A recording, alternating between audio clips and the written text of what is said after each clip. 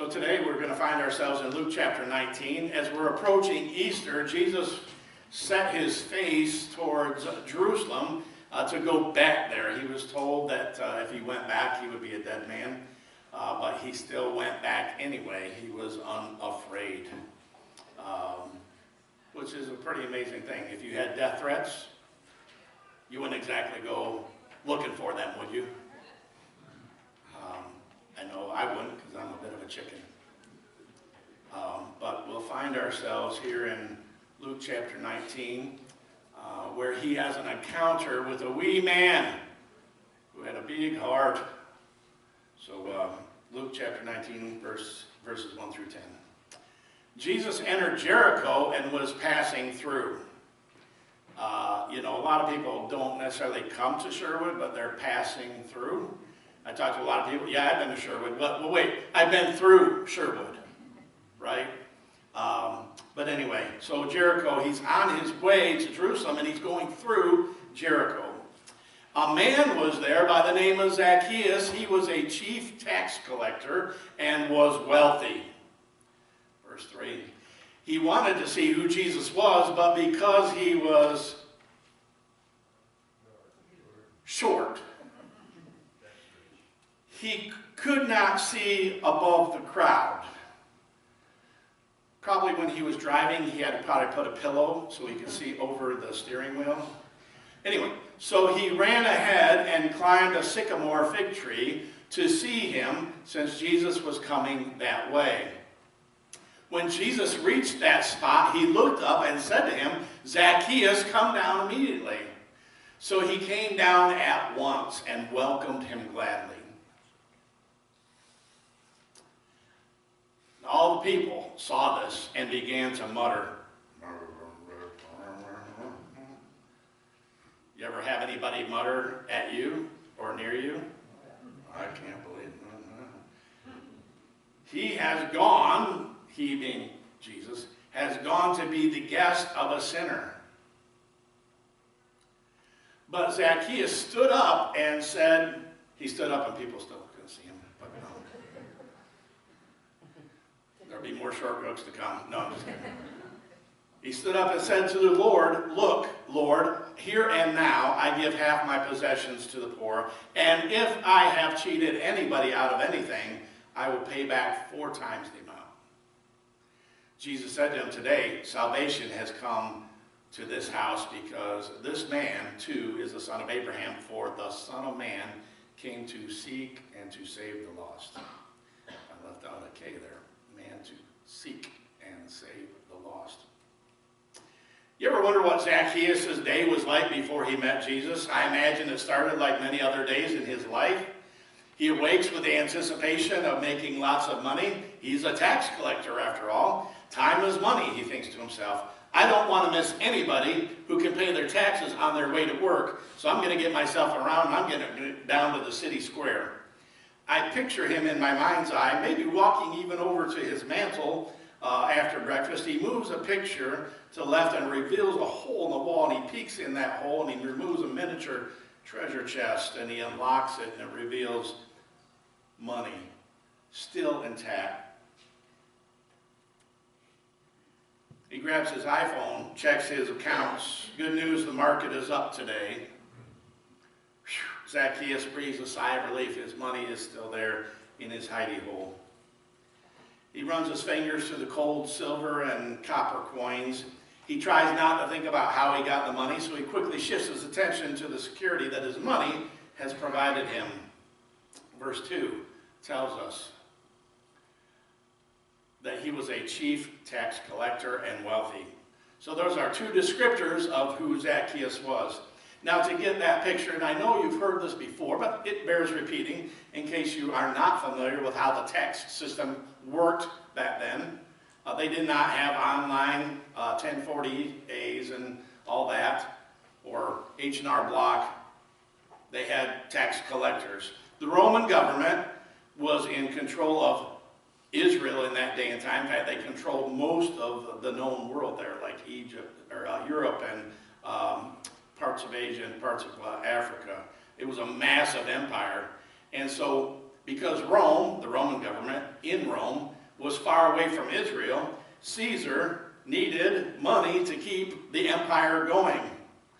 And so the Romans used a system to collect their taxes. It was not exact. It was not as convenient as the IRS, if you can imagine. So since the Romans really had no idea who had money and who didn't have money among the Jews, they hired Jews to collect the taxes from their own people. How would you like it if one of us was in charge of collecting taxes from the rest of us and could just arbitrarily say whatever, Jason, you're going to owe $10,000 by the end of the month, and if you don't, then you're going to go to jail. This big burly Roman soldier is going to escort you, so you better come up with it. That's how it worked. So would Jason be like a very popular dude amongst us? No. So a tax collector was a Jew who was willing to sell out his own people for personal wealth. So the Romans would set a quota and they'd say, you got to bring in this amount of money, and anything above that quota you can keep. Okay, so that's a tax collector. But Zacchaeus was a chief tax collector, so it's sort of a pyramid scheme. So he's in charge of all the tax collectors, so he could skim off of what they got, and they were able to keep above the quota. So he was like the nastiest of the nasty. He was the chintziest of the chintzy. He was the, biggest weasel of all the weasels. And if you didn't pay up, you could be put in jail. So on this morning, after Zacchaeus probably went down to the booth where taxes were collected, but there was a large crowd gathering there in Jericho, and that was not going to be good for business. So Jericho was a city out in the country, but Zacchaeus knew enough politicians and religious leaders. He was kind of in the know. He knew enough that if this Jesus who he had heard about, was going back to Jerusalem through Jericho, he'd surely be a dead man. Who would go back to a town that threatened to kill you? Perhaps this intrigued Zacchaeus and made him want to go see Jesus, verse 3. He wanted to see who Jesus was, but because he was short, he could not see over the crowd. Maybe Zacchaeus wanted to see who this Jesus was. Not who people said that he was, not what he'd heard others say about him, but to see who he really is. So he's short. Now you got to picture this. I can't even really put this into words. The Jews were not known for their height. And Zacchaeus is short even by Jewish standards. You want to talk about the runt of the litter, pint-sized person. He's the best pound-for-pound fighter. Zacchaeus had heard every short joke there was. If he had a shekel for every time that he heard somebody say, hey, stand up so I can see you. Oh, wait, you already are. Everything that I've read would suggest that the average Jewish man was a towering 5'5" back then. So it's not a stretch to say that he was probably 4'10", 4'11", I don't know. He had heard all the short names, shorty, pipsqueak, tiny, midget. But the main point is that he could not see Jesus because of the size of the crowd and because he was short. There are times, sadly, when people who don't know Jesus but want to see Jesus get squeezed out by the crowd. And sometimes that crowd is the church. Sometimes that crowd is other Christians. Are there times when we don't act like Jesus and keep people from seeing Jesus?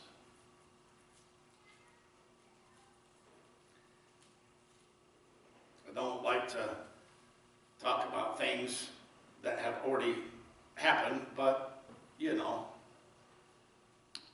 COVID was a very difficult time because we were so divided and everybody had their own opinions about what was right and what was wrong. And I have to think that disunity was like a crowd keeping the Zacchaeuses from seeing Jesus. Maybe politics going back as well.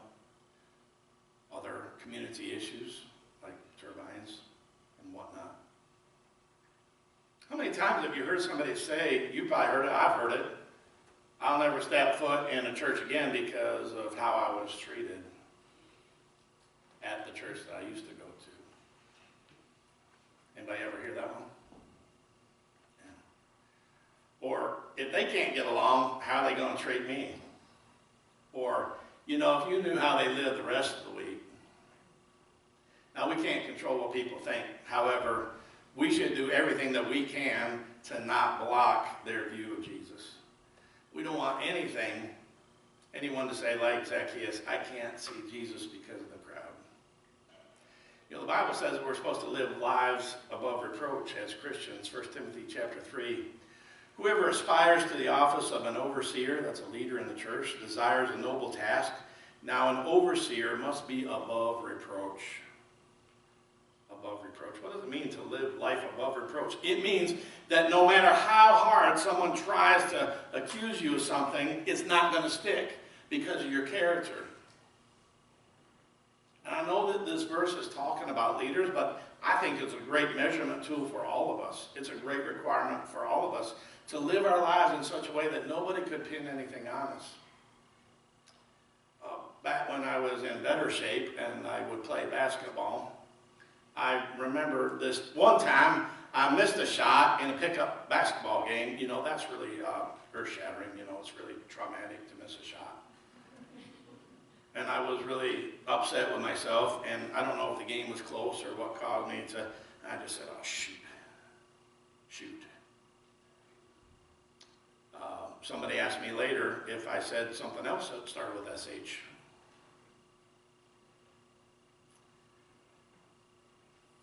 I was appalled that they would even think that I would, but I kind of checked myself at that point. It was a lesson to live life above reproach. I can't even say a word in frustration that sounds like another word because I don't want that to stick because it blocks people's view. It could block people's view of Jesus, right? Here's another verse, Romans 14:13. Decide instead to live in such a way that you will not put an obstacle in another Christian's path. Isn't that good? That's where we get the word stumbling block. Don't be a stumbling block. Where does it come from? God's word. Romans 14:13. We are not to be a stumbling block for anyone to keep them from Jesus. So what we do and what we say and how we act, it matters. And we can help people see Jesus. We can get out of the way. Or we can be part of the crowd and keep them from seeing Jesus. So what is the crowd to you? What gets in the way of you being able to see Jesus on a daily basis? What keeps you from seeing him? You know, Zacchaeus, he had to get in a position above the crowd so they could see him.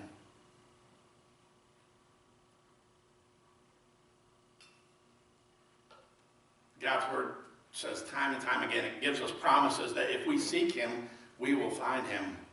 Isaiah 55:6, seek the Lord while he may be found. Call on him while he is near. Jeremiah 29:13, you will seek me and find me when you seek me with all your heart, declares the Lord. See, Zacchaeus could not see through or above the crowd, so he had to get in a position where he could, verse 4. So he ran ahead and climbed in a sycamore fig tree to see him, since Jesus was coming that way. You know, this would be the last time that Jesus would come this way. And I think Zacchaeus knew it, and so he ran. He had a sense of urgency. And unless we have a sense of urgency, we will never see him on a daily basis as well. Unless our number one priority is knowing him, we will not read his word. We will not hear his voice. We will not experience all the peace that he wants to offer to us and experience his presence. Unless we have a sense of urgency, we won't see him. So do you take time for him every day? Do you listen for his voice? Do you read his word? Usually when people say, well, I just don't feel that close to the Lord right now, my first question is, well, how much of the Bible are you reading right now? Because that's one of the ways that he reveals himself to us. That's one of the ways he speaks to us. That's one of the ways we experience him is through reading his word. Sycamore trees in Israel were very common along the roadside, and they provided lots of shade for weary travelers walking along the road. Now you think, well, Zacchaeus was short. How did he get up in the tree? Great question. I'm glad that you asked. Sycamore trees were easy to climb due to its short trunk and its wide lateral branches forking out in all directions. So Zacchaeus shimmies up the tree and scooches out towards the end of a branch, just as far as he could go with it still being able to support his weight. I picture him trying to get as close to the road as possible in order to see Jesus. See, Zacchaeus got as close as he could to finally see Jesus. He did what it took to get above the crowd. Verse 5. When Zacchaeus reached the spot, he looked up and said to him, Zacchaeus, come down immediately. I must stay at your house today. When we make an effort to get to a place where we can see him, he will see us. So I want to tell you, today you're in the right place. This service serves as a sycamore tree to help you see Jesus. So does Sunday school with the Reverend Mother. Our small groups during the week. They are sycamore trees alongside the road that we can get up in and rise above the crowd and see Jesus. If you go to any of our stuff, including our worship service, and you don't experience Jesus, then we're not doing something right. Because we serve as sycamore trees in order to rise above the crowd and see Jesus. Not only did Jesus see him, but he spoke to him. Zacchaeus, get down, I'm going to come to your house. Now, this would have been pretty radical. Who would, in their right mind, talk to Jason, right? He's taken from all of us. He's taken whatever he wants. He threatened to send me to jail if I didn't pay up by the end of the month. You going to Jason's house? What's wrong with you? That's why they were muttering that Jesus did this. No offense, Jason, you're not a tax collector. I'm just riding that Jason train as long as I can. I mean, who would talk to him, much less go to his house? After all, in the previous chapter, chapter 18, Jesus had just been talking about how it's easier for a camel to go through the eye of a needle than for a rich man to enter into the kingdom of God.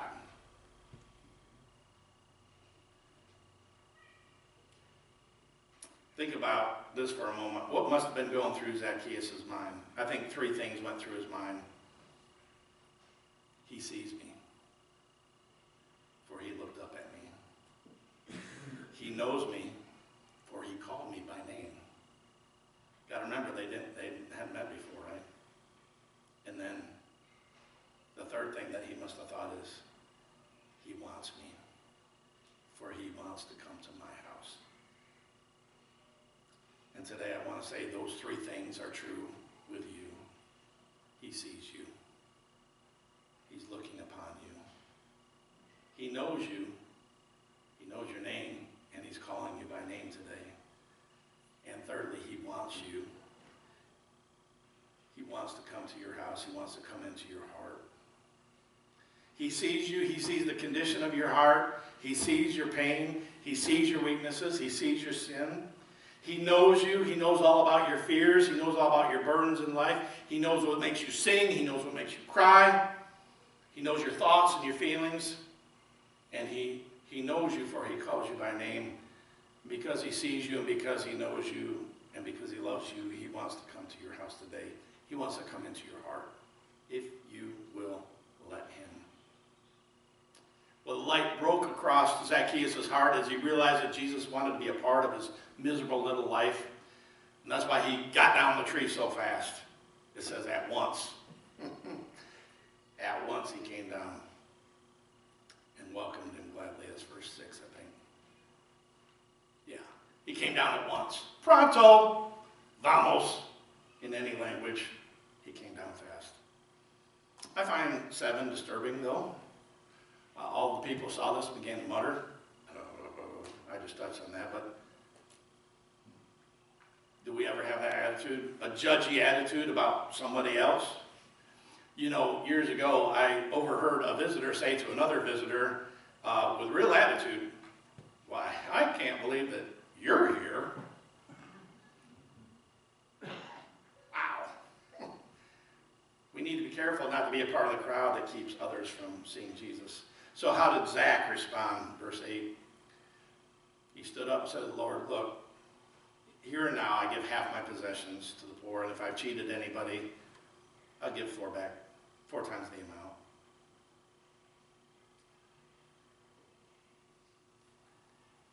Zacchaeus' story is proof positive that when you meet Jesus, when you have an encounter with him, your life will never be the same. It will be forever transformed by his presence in your life if you let him in. Notice how Zacchaeus' focus changes from getting to giving. Changes from getting to giving. Now, he's wealthy. Well, he can afford it, right? He's rich, he's wealthy. He can afford to give half to the poor. Said none of us, right? Oh, let's see. I'll carry the one. I'll give half of what I own today to the poor. Easy for us to say, well, he's wealthy, so he would do it. But could you do that? Would you do that? And it says that he did it right then and there. Here and now, I give half. Here and now. Not after he died, not leaving it in a will, not leaving it in a trust, not setting up a foundation, but right now. And then I think that he saved the other half, not because he was greedy, not because he didn't want to get rid of everything, but I think that he saved the other half so that he would be able to make restitution. And the restitution was incredible. 4 times the amount was the most extreme that could be declared against a person found to be guilty in the book of Exodus if you had wronged somebody and cheated them.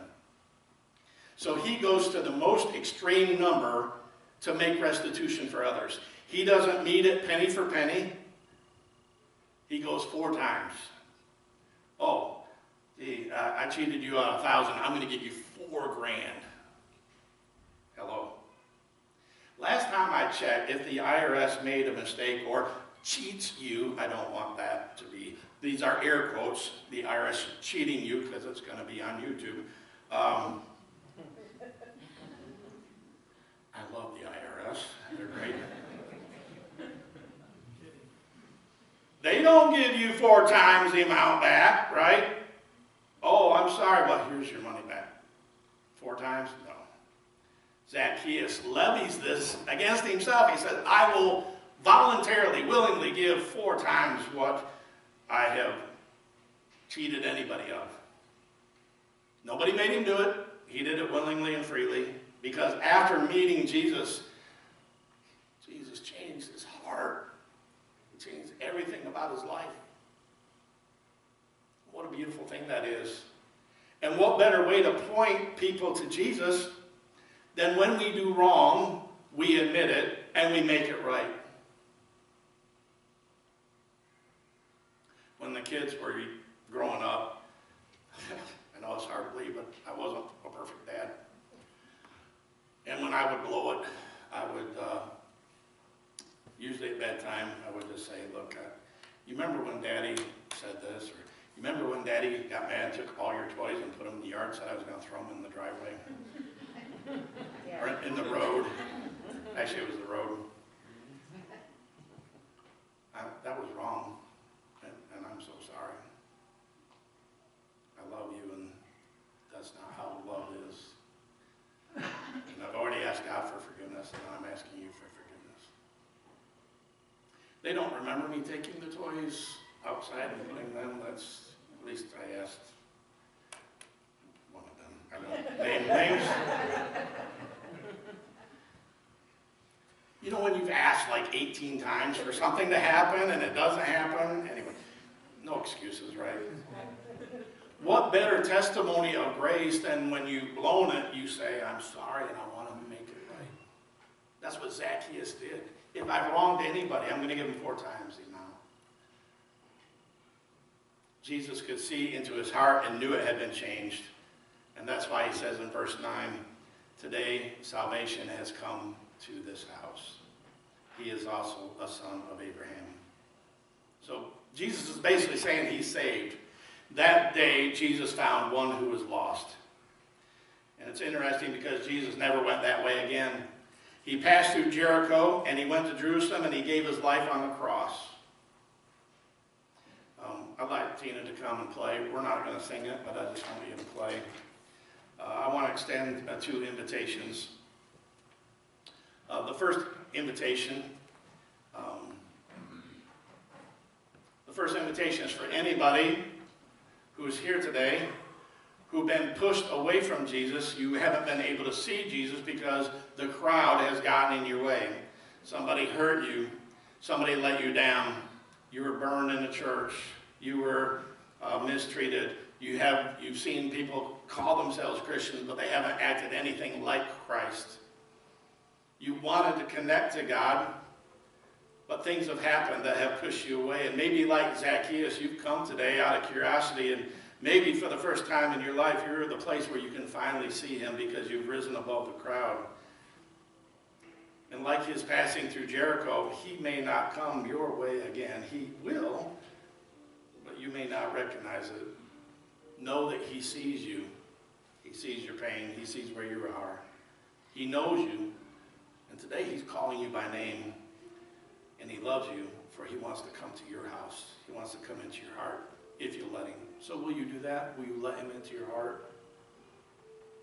My second invitation is for those of us whose devotional life might not be where it needs to be. Many things can keep us from getting in a position where we can see Jesus. We've been talking about the Sabbath, a time where we can rest and reflect on the goodness of God and just rest in his presence, rest in his peace.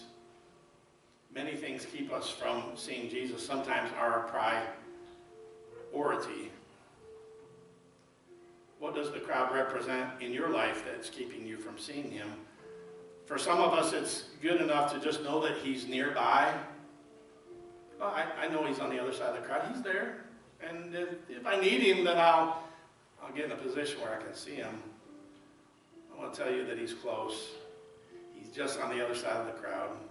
But if you want to see Jesus like Zacchaeus, you're going to have to get in a position where you can see him. You know what you need to do to get where you can see him. And really, whatever it takes, we must do. Or we'll miss him.